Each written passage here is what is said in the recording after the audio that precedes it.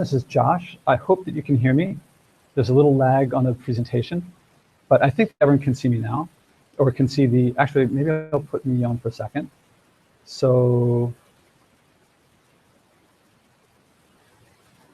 it's doing that little thing. Anyway, I hope everyone can see me. This is Josh Spodek. Welcome to, this is my first ever solo hosted webinar, and it's on 3 leadership secrets that you'll never learn reading a book. I tried putting myself on, but the screen was a little weird. Anyway, I'm going to jump right into this. I hope that for everyone here that the title was a little interesting, because there are a lot of leadership books out there. And the funny thing is that I've read a lot of books, and there's more now than ever, but I say that it seems to me that there's not a lot of great leaders out there. So I hope that was a kind of catchy title. But I want to start off by saying welcome, mainly because this is my first ever solo webinar. I've done webinars before, but this is my first time doing it myself. And I'm very excited about doing it. Normally, I think at the beginning, people start with like, they have like a hook that they want to get people to stay to the end. But really, I want to get this thing going. I just want to give you guys value. I want to give you guys value about leadership. And this is the first in a series of webinars. And if you like it, then I hope you'll stay tuned to joshuaspodek.com for more, because I'll do more like this. And also, after you do it, please feel free to email me your desired topics. So josh@spodek.net is my direct email address, and I'd love to see people there. And I'm happy to go into depth and to meet your interests. So if you read my blog, you know that most of the stuff that I do is on leadership and entrepreneurship and emotional skills and emotional awareness. And for a geek like me, that was really useful. I'm giving stuff that I think would be very useful for people. So, and actually, you know, just yesterday, I had coffee with a former client of mine and who reads my blog. And we were talking about stuff that he read on my blog. And I mentioned this just because if you like stuff that I have, and I presume that's what brought you here, then I'm very happy to hear from you what was useful and to give you more of that. So he talked to me about how in his life, you know, it turned out that SIDCHAs were very important to him. So if you don't know SIDCHAs, it's something I write about on my blog a lot. SIDCHA stands for Self-Imposed Daily Challenging Healthy Activity. And he said, Josh, I have started a SIDCHA. He used to run track in high school. He's gotten a little less in shape over the years. And he said, I started running a mile every single day. And actually, he said in the course of the conversation, he said he's actually now up to 2 miles. And he does 2 miles every day without fail. I even asked him, do you do, you know, snowing yesterday in New York City. So I said, do you run even in the snow, in the rain? And he goes, yeah, I do. I was really happy to hear that because of the value that it gives to people. And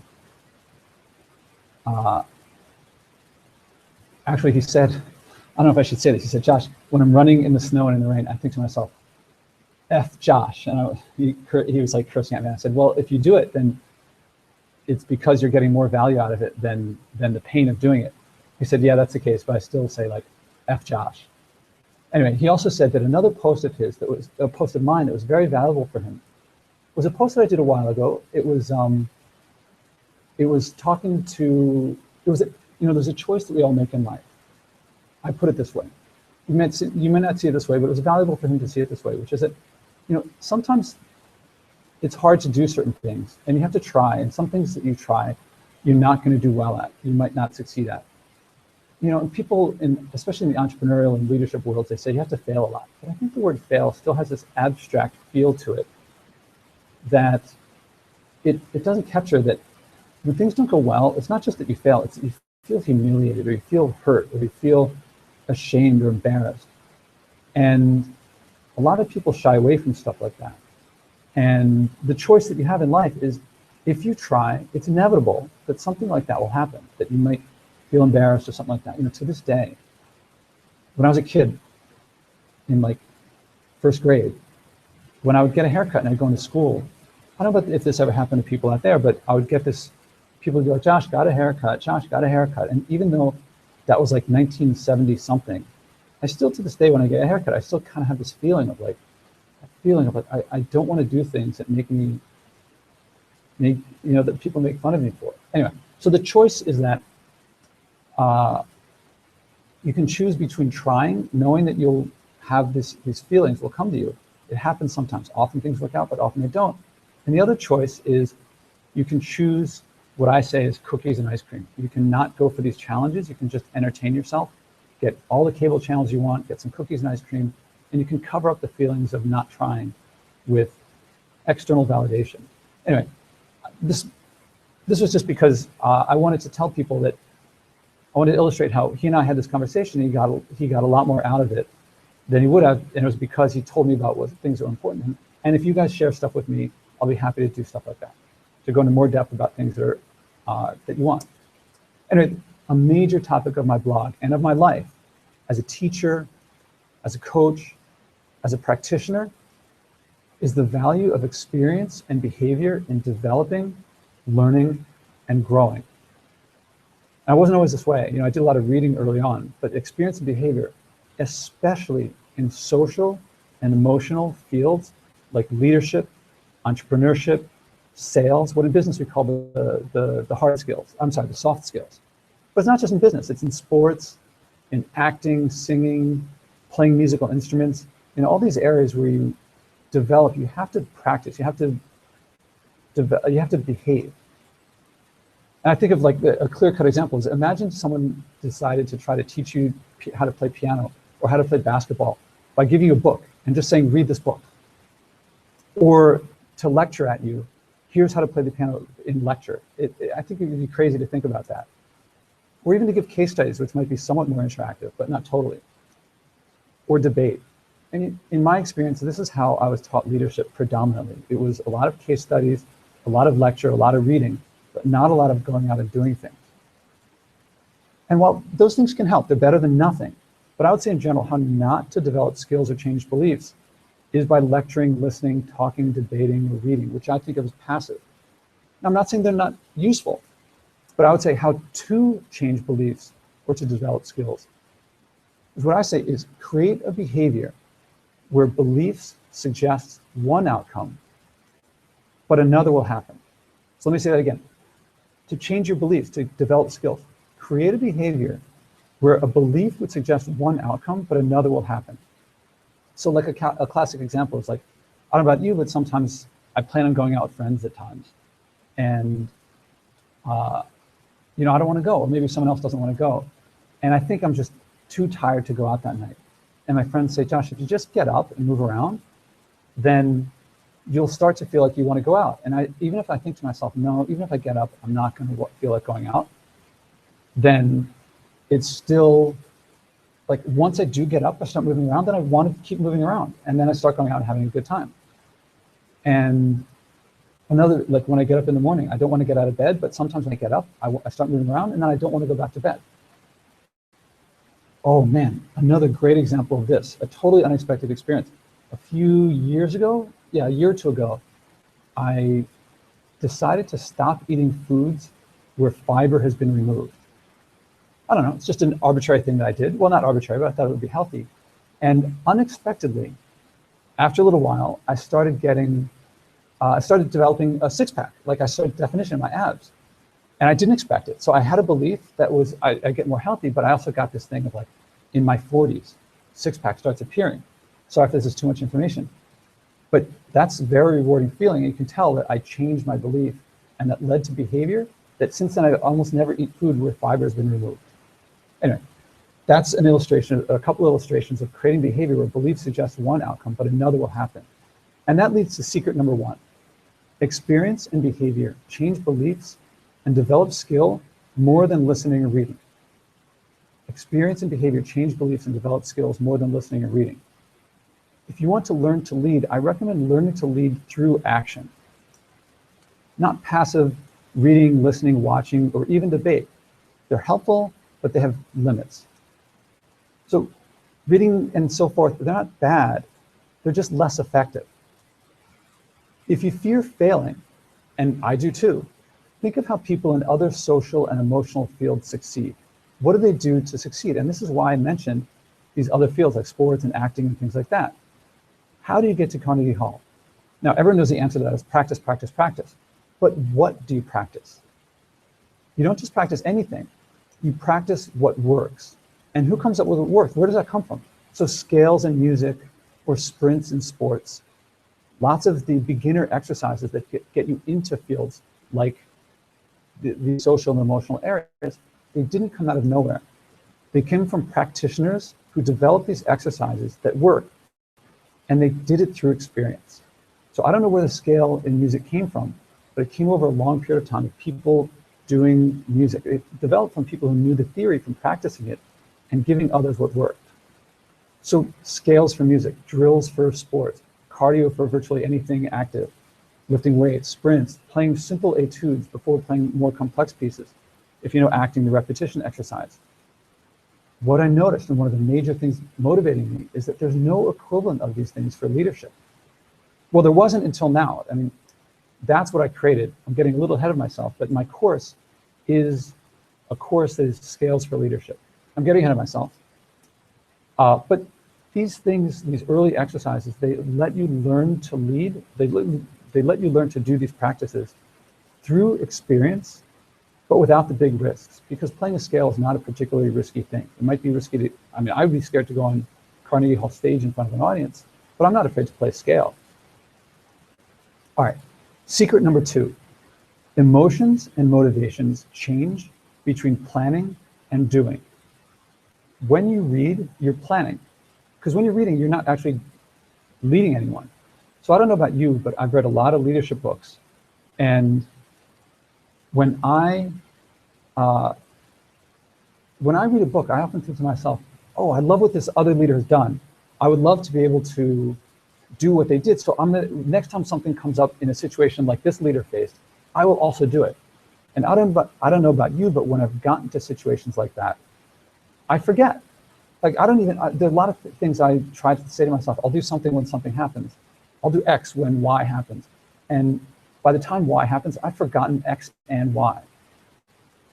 So psychologists call this empathy gaps. It's a kind of hot topic in psychology right now for people to study. And the classic example, December 30th, you make a resolution that you're going to go to the gym twice a year or twice a week for the next year. And I think most people know that by Valentine's Day or so, the gym's pretty empty. The gyms make all their money, make a lot of their money at the end of the year, and people don't make it by later. And what happens is, you're in February, it's cold, you feel like you don't feel like going out like you did before. When December 30th, maybe you just came back from the gym and you felt like so good, like nothing could keep you from going to the gym. The lesson to learn here for yourself, if you're leading yourself, is I recommend not relying on willpower. I mean, willpower has its place, but not to rely on it for like a year long for a big project. Instead, I recommend preparing yourself for how you will feel, say on a rainy, cold March Friday evening after a long week. So say you've been going to the gym 2 times every week since January up until mid-March, but say it's like a rainy, cold day, you're coming home and you went to the gym once this week, and Friday you got to go by the end of the day, but you're just so tired. How will you feel at that time? A lot of people, I certainly have felt entitled. Like I feel like I've worked so hard this week. You know what? I earned that rest. I know I said I would go to the gym, but you know what? This is why I work so hard. I work so hard so I can go home and rest sometimes. The thing is that willpower doesn't work so well when the undesired behavior feels right. When you feel like I deserve to go home and rest this time, willpower is going to keep you going home. So I don't recommend willpower working in a situation like that. What does work is making environments, beliefs, and behaviors that create motivation that you want. So in my case, like I used to eat a lot of potato chips and a lot of pretzels, and I have them in my apartment. Not very complicated, I just don't have them there anymore, and I don't eat them much anymore, barely at all. Or another example, a lot of times people talk about, when you read the literature on empathy gaps, they almost always talk about them like they're this nefarious thing that causes problems. Like people want to quit smoking, but then they find themselves in a situation where someone's smoking, or they drink coffee and they associate it and the habit forms. Okay, yeah, it can be nefarious in that way, but it can work in your favor too. So one thing I do if I go to the gym, I don't tell myself I'm going to go to the gym for 2 hours. In my head, I tell myself I'm just going to walk in the door. And I know other people who do this too. Now I may do a 2-hour workout, but I don't go into it thinking I'm going to do a 2-hour workout. I just say I'm going to go to walk in the door. If you read my blog, you know I do burpees every day. I do 26 every morning, 26 every evening. Burpees are hard.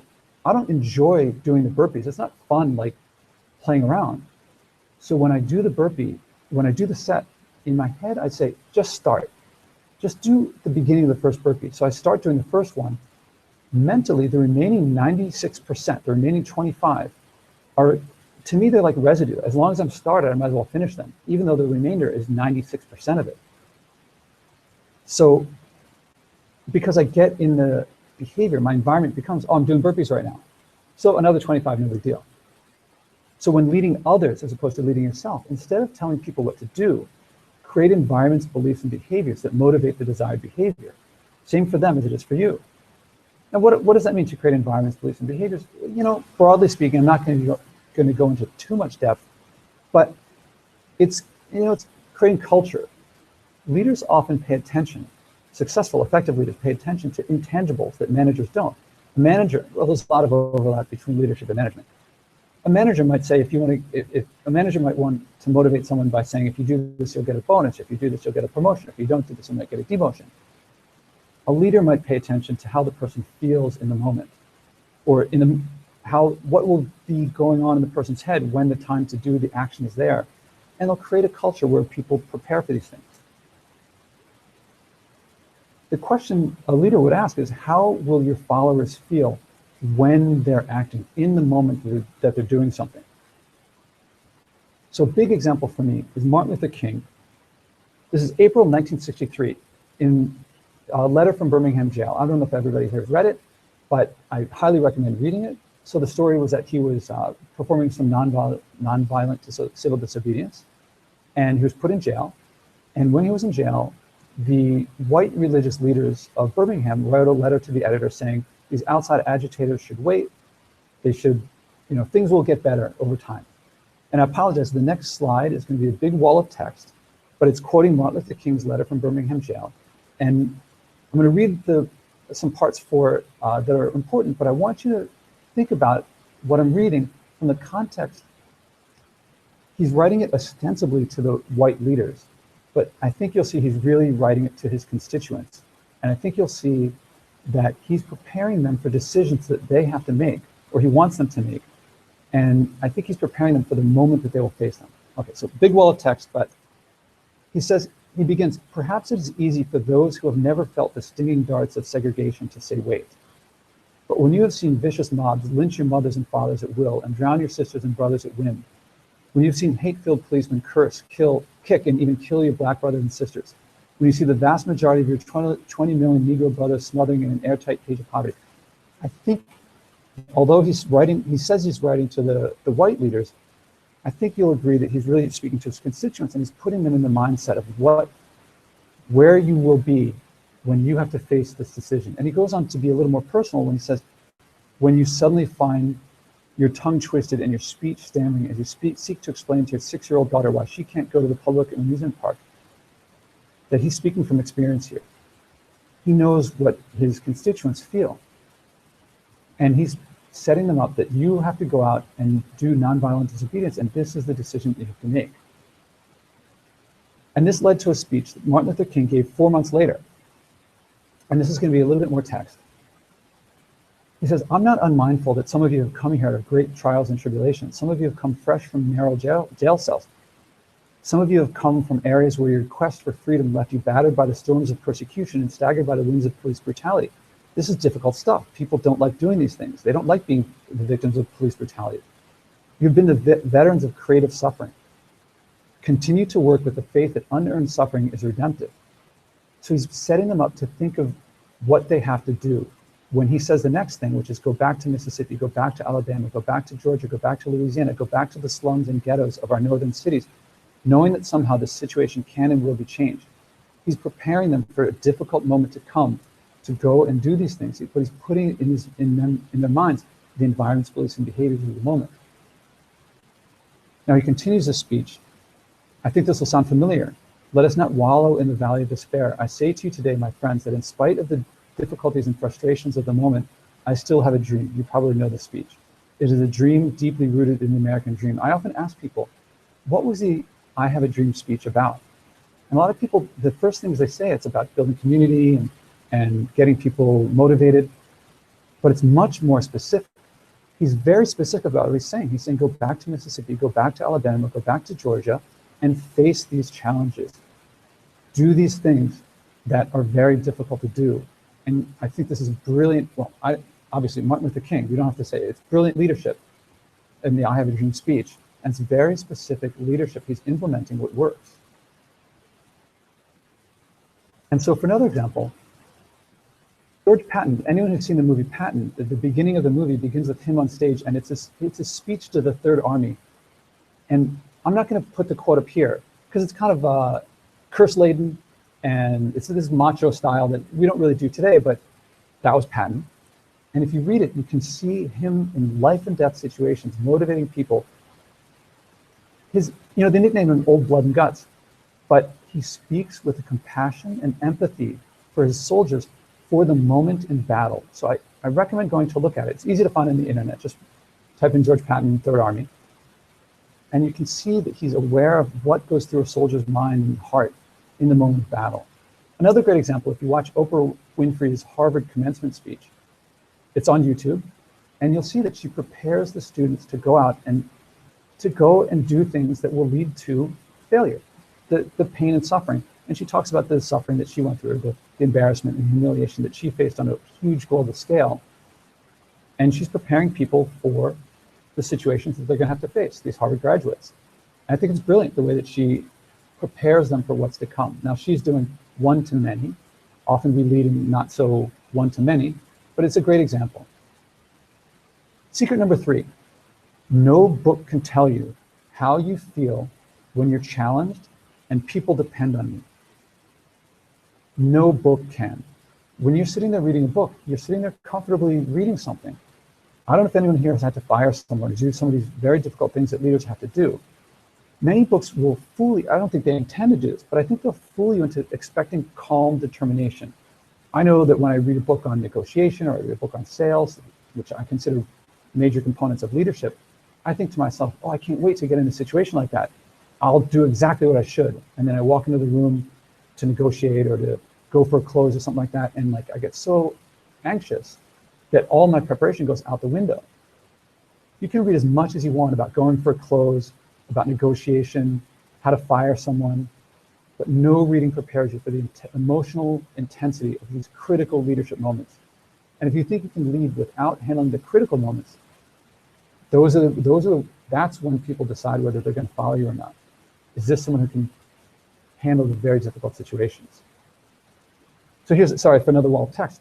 One example I like to illustrate of these intense moments is Bill Russell. People don't know him so much these days post Michael Jordan, but he was a great basketball player. If you just scan through here, he's a 5-time NBA Most Valuable Player, 12-time All-Star. He won 11 NBA championships in 13 years, tying the record for the most championships won by an athlete in a North American sport. 2 consecutive NCAA championships. He won a gold medal in the Olympics. Set all kinds of records for rebounds. He was the first African-American NBA coach. Barack Obama awarded him the Presidential Medal of Freedom. Think this guy must be pretty good. He must be able to handle really difficult situations. Well, he was so tense before games that he regularly threw up in the locker room. It happened so often that his fellow Celtics were more worried when it didn't happen. So if a guy like that gets that nervous before something he does all the time, I can expect that I'm going to get really nervous too. And books cannot prepare you for that. He has to, obviously, he practiced and played a lot, and that's what made him able to do things even when he's super nervous. Intense emotional surprises lead many to give up and never leave. A lot of people go into difficult situations, they don't know how to handle it, and then they walk away and they think, I can't do that anymore. Then they end up depending on others for their jobs, for their living. They have to go and search for a job and hope that they get someone saying, yes, you can work here, as opposed to creating something on them, as opposed to leading themselves and others into creating projects and things like that. In the words that I said before, they end up choosing ice cream and cookies because they face something that they don't want to deal with anymore. So my question to you is how, if you choose to try, can you make success more likely? So the big example is practice. And in particular, Practice on easy parts in safe context. When you play a scale, you're playing it by yourself, you can make mistakes, and by the time you're done making mistakes and you get on to being really good at things, you don't have to worry about if you're putting your fingers on the right keys anymore because you've practiced enough. Develop skills to handle the inevitable challenges and emotional intensity, so that when you face the emotional intensity, you can fall back on the technique that you've learned by practicing. The big example I always think of is I watch college bowl games, and I know that there's some 20-year-old guy playing quarterback with millions of people, tens of millions of people watching, and yet they succeed, they play well. It's because they practice. And how do they do it? Before they get to something their equivalent of playing in Carnegie Hall, if someone plays on Carnegie Hall, what do they do before that? I don't mean just before they walk on the stage. What was the big challenge before that? Generally, it's they played another stage almost as prominent as Carnegie Hall. And before they played on that one, they played on something almost as prominent as that one.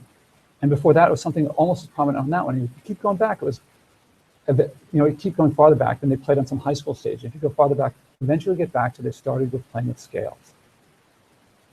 And those guys playing quarterback, if you go far enough back, eventually they were just throwing a football around or just running some sprints or something like that.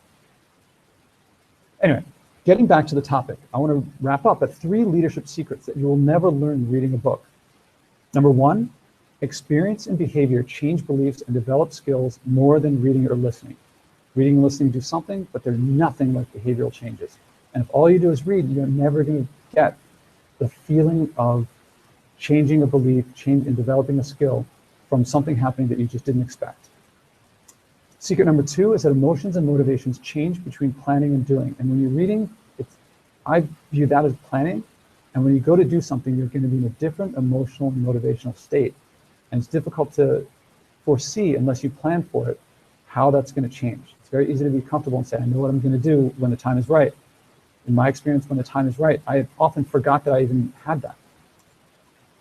And secret number 3 is that no book can tell you how you'll feel when challenged, and people depend on you. When you're reading, it's not a particularly big challenge. When you have to fire someone, when you have to go for a close, these things are challenging. And what works instead? Practicing exercises that develop skills that work. I would guess that probably everyone who ever played Carnegie Hall first played scales. Another great example, it's no longer on YouTube. I used to love this video. LeBron James, one of the great basketball players, he's a magician, an artist with what he does on the court. There's a 1-hour video of him just shooting free throws. It's just him putting the ball in the hoop for 1 hour. No talking, no nothing. Just one other person giving him the ball, and he's just practicing. And you might think, if he's so great, doesn't he practice the hard stuff? He does, but he also practices the beginner stuff, the easy stuff, the stuff that you have to get down. And that enables him to do what he wants. Imagine you could walk onto any stage, any context, with confidence to perform anything. Not confidence because you told yourself to be confident, confidence based in experience. What would your life be like if you knew that no matter what you did, you would face things that you knew how to handle? What could you do? What would you do? Imagine you could lead any team, bringing this back to a professional context. Imagine you could lead any team you wanted with confidence based on experience of having led before. What could you do with your career? This is what I'm getting at, is what would you do with your career? How would it feel like going to work? How would it feel owning projects if you knew no matter what you did, I've done something like that before? The reason I mention this, getting really close to the close here, is that from my online leadership course gives exercises giving you the beliefs, skills, and experience of leadership that books can't give. And it does it in a safe context with a supportive community. And I start off with exercises so simple, anyone can do the early exercises. Basically, these are the scales of leadership, and they lead to such advanced practices that you'll inspire people. People feel inspired from doing these things. And you can do it intentionally, so they will want you to lead them again. They will thank you for leading them, for getting you to do stuff. Oh, so here's some examples. And I think I have 1 or 2 more slides after this. These are examples of students who took my course. And I want you to look at them when you read them. Are they talking about textbook learning that they got? So the first one, 10 out of 10 would take again. I loved every second of this class, but what's cooler is that I think I may have loved the work even more. You learn from the work of doing these exercises, the equivalent of doing scales. Or the next one, this is my first course that challenged me, asking me to think outside my comfort zones. Yes, it's challenging, but what do you get for it? It is also where I developed a strong network of supporters through group projects. Or the next student said, message for future students, take this course seriously, take advantage of every aspect of it. Please give it the time it deserves. Don't be scared to reach out to people, anyone at all, for advice. The worst they can say is no, and the best is invaluable. I ask you, this is someone who actually did reach out to someone and they felt challenged by it, but they were able to do something with it and learn from it. So, okay, I hope that you've enjoyed listening. I hope that you learned something from this. But more than that, I hope that you decide to act, that you didn't just hear this and say, okay, that's some interesting information, but I hope you also said, oh, I'm just passively listening. I should do something active. So I hope that you decide to act. I hope it works out that if you scroll down on the screen, that there's a button that you can click announcing my online leadership course. Click here to learn more, because I hope that you'll check it out. I'm not going to do some hard sell or push it, but check it out, because the course is about what you can learn that a book will never give you. So click below to learn more about the course and learn to lead by acting, by behaving, by doing things, by exercises. And I want to thank you. So I can't listen to you, but if you have any questions, and I apologize, I think I'm over by a minute or two, but if you have any questions, please put them in the text box and I'll answer them if I can. And if not, oh, that's right, there's a pause. And if not, then I thank you for attending my first ever self-hosted webinar. This has been a big thrill for me, and I put it on, you guys know that I put it on Thursday to happen on Saturday, and I was very thrilled to see new people showing up on here that I didn't know who they were, because I was kind of nervous, but I'm really glad that you guys came, because it made me bring out my A game. Okay, so I got a question. How do you recommend we start leading if we're not involved with a large group? How do you recommend we start leading if we're not involved with a large group? What's the first step? Well, the short answer is take my course. But the longer answer is that I think leading yourself is the first way, and you know yourself better than you know anyone. So, you know, my course starts off with simple exercises that you can do. I like to start with self-awareness exercises. Let's see. The first step, you know, the reason I'm pausing is because it's really hard for me not to say, like, take the course, because I start off with things that are so simple that anyone can do. I would say, but besides taking the course, look for leadership opportunities. Look for chances where you can do things that leaders do, and do simple things. Like a very simple thing would be, leaders have to talk to audiences. They have to learn to assert themselves. So one way to do that is every chance you get to assert yourself, do it. So if you're at a dinner and there's an opportunity to make a toast, make a toast. Before the dinner happens, if people are trying to figure out where to go, to figure out what restaurant to go to or something like that, then take the opportunity to take the lead in figuring out where to go. There's lots of leadership opportunities all over the place. If you look for them and make a point of doing them, you'll find them. I hope that helps. Okay, I got another question. Can you tell us one of the exercises? Yeah, actually, I wrote a lot of them I've written up in my blog. So one of them, I mean, my favorite one is the meaningful connection exercise. And I'm thinking now, and one of the reasons it comes to mind so quickly is that it's probably one that I'm going to do a webinar on coming up. But if you go to my blog and you search for meaningful connection, I wonder if I can put the, no, I'm not going to try it. I'm so new with the software that I'm not going to switch over to the blog and look it up. But if you go to my blog and search up meaningful connection, it will tell you the meaningful connection exercise. And also, if you want, then I'll make that one of the exercises I do. Oh, another one, feed forward. If you look up feed forward, I've written about feed forward a lot. So I hope that answers the question sufficiently. And if you email me at the address that was there before, or at josh@spodek.net, then if you want me to do those exercises, then I'll do those exercises for a webinar. So it looks like I got 2 questions, and it looks like that's what you know, I'm always mindful of other people's time. So I think that it's time to wrap up. And I want to thank everybody for being here. And I'm really excited to follow up with another one. And thank you very much.